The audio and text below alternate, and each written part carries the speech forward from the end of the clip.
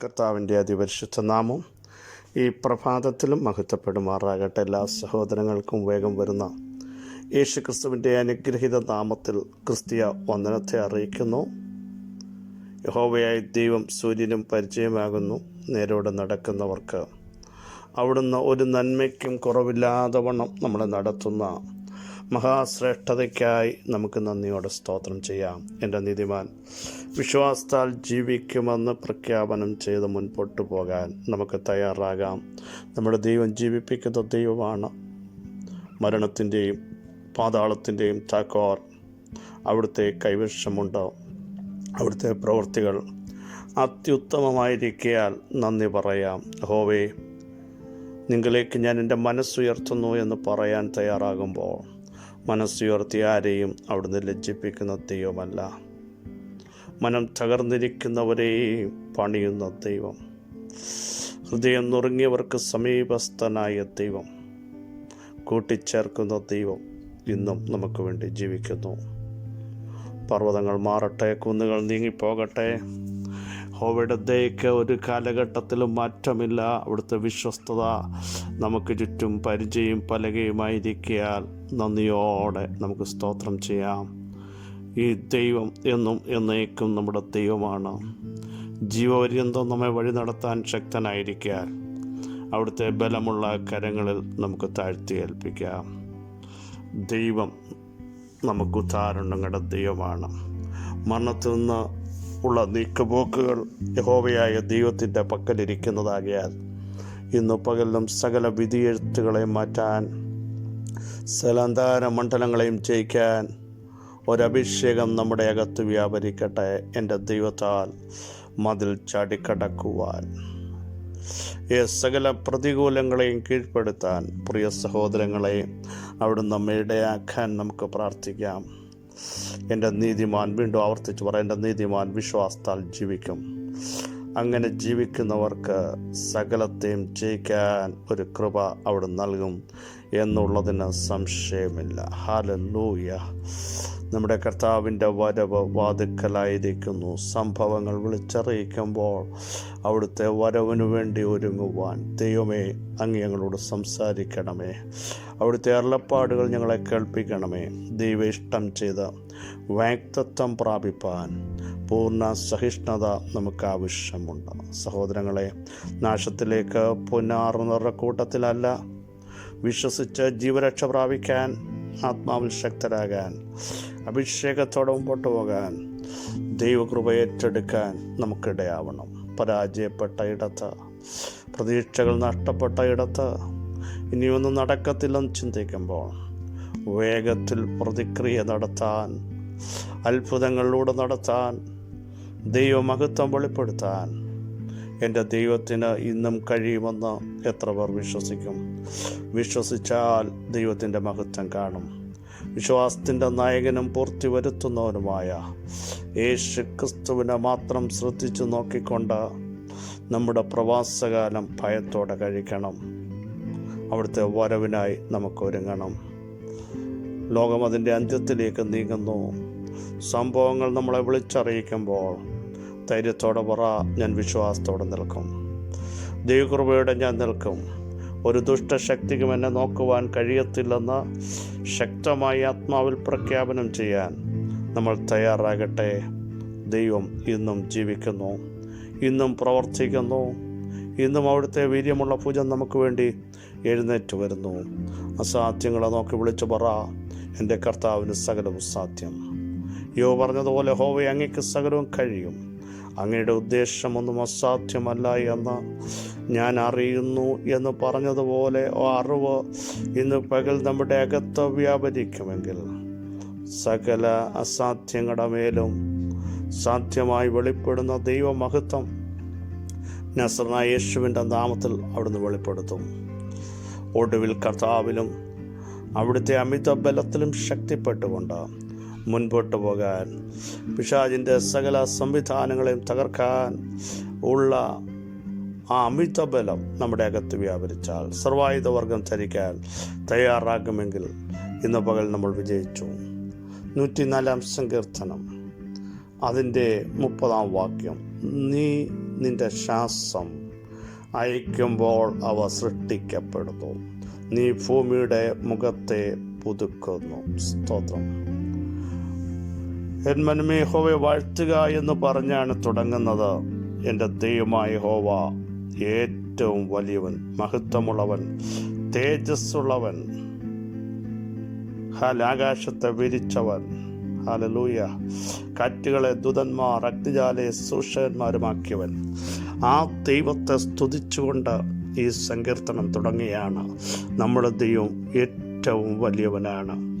അവിടുത്തേക്ക് തുല്യമായി ഒന്നുമില്ല. Praise God. അസാധ്യമെന്ന് നമ്മൾ ചിന്തിക്കുന്നതിനെ സത്യമാക്കാൻ കഴിവുള്ള ഉന്നതനായ ദൈവത്തിൻ്റെ സാന്നിധ്യവും അവിടുത്തെ സമീപ്യവും വ്യക്തമായി തിരിച്ചറിയാൻ ഇന്ന് പകൽ നമുക്കിടയാവണം. യേശുവിൻ്റെ നാമത്തിൻ്റെ ശക്തി ഈ പ്രഭാതത്തിൽ വെളിപ്പെട്ടു വരട്ടെ. സകല സാധ്യങ്ങളുടെ മേലും കർത്താവ് ജയം നൽകാൻ പോകുക. ഇത് നമ്മുടെ ചിന്തയിലേക്ക് വരികയാണ്. കർത്താവിൻ്റെ ശ്വാസം അയക്കുമ്പോൾ സൃഷ്ടിക്കപ്പെടും. പ്രിയ സഹോദരങ്ങളെ, ഇല്ലാത്തത് ഇന്ന് പകൽ സൃഷ്ടിക്കപ്പെടുക. അവിടുത്തെ ശ്വാസം, അവിടുത്തെ കമാൻഡ്, അവിടുത്തെ ശ്വാസം അയക്കുമ്പോൾ തള്ളിപ്പായിച്ചൊരു നദി വരുന്നത് പോലെ വരുന്നു എന്ന് മറ്റൊരിടത്ത് എഴുതിയിരിക്കുന്നു. ആ ശ്വാസം ജീവിപ്പിക്കുന്നതാണ്. ആദമിൻ്റെ മേൽ ആ ശ്വാസമൂതി. എന്നിട്ട് എസ്കേൽ പ്രവചനത്തിൽ പറയുന്നു, പ്രവാചക, ഈ നിഹിതന്മാർ ജീവിക്കേണ്ടതിന് കാറ്റുകളോട് നീ പ്രവചിക്കാൻ തയ്യാറായപ്പോൾ ശ്വാസം അവയുടെ മേൽ വന്നു. അവ ജീവിക്കാൻ തയ്യാറായി.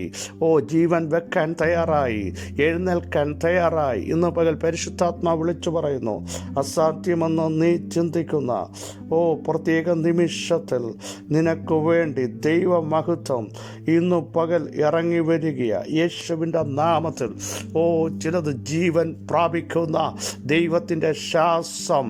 ഹല്ലേലൂയ. ജീവൻ വെപ്പിക്കുന്ന ദൈവത്തിൻ്റെ ശ്വാസം. ഡെഡായതിലേക്ക് ദൈവത്തിൻ്റെ ശ്വാസം ഇന്ന് പകൽ വെളിപ്പെട്ടു വരുന്നു. വിശ്വസിക്കുന്നു റാമൻ പറഞ്ഞ് സന്ദേശം ഏറ്റെടുക്കട്ടെ യേശുവിൻ്റെ നാമത്തിൽ, യേശുവിൻ്റെ നാമത്തിൽ. ഹല്ലേലൂയ. വിശ്വസിക്കുന്ന റാമൻ പറഞ്ഞ് ഈ സന്ദേശം ഇന്ന് പകൽ ഏറ്റെടുക്കാൻ തയ്യാറാകട്ടെ. ഹല്ലേലൂയ. ദൈവത്തിൻ്റെ ശ്വാസം നിങ്ങളുടെ വിഷയത്തിന്മേൽ, തലമുറകളുടെ മേൽ, നാളുകളായി അടഞ്ഞു കിടക്കുന്നതിൻ്റെ മേൽ, ഒതുക്കപ്പെട്ടതിൻ്റെ മേൽ ശ്വാസം അയക്കുക.